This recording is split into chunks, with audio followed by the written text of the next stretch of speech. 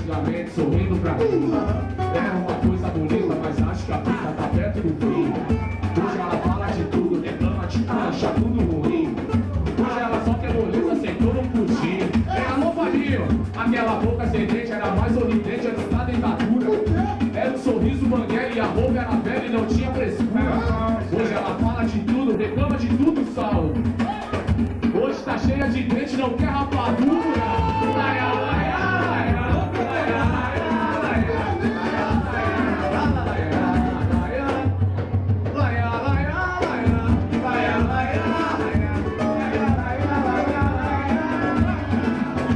Eu comprei geladeira, comprei micro-ondas, comprei a TV, comprei DVD.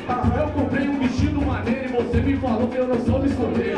Eu voltei pra trocar o vestido, a menina da loja que foi me atender me mostrou mais de 5 vestidos e eu lá perdido, aonde, cadê?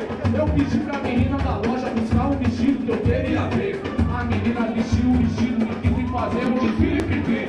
A menina era linda, mas eu só olhei pro vestido e não lembro pra ver. Se você não gostar do vestido, eu volto pra loja e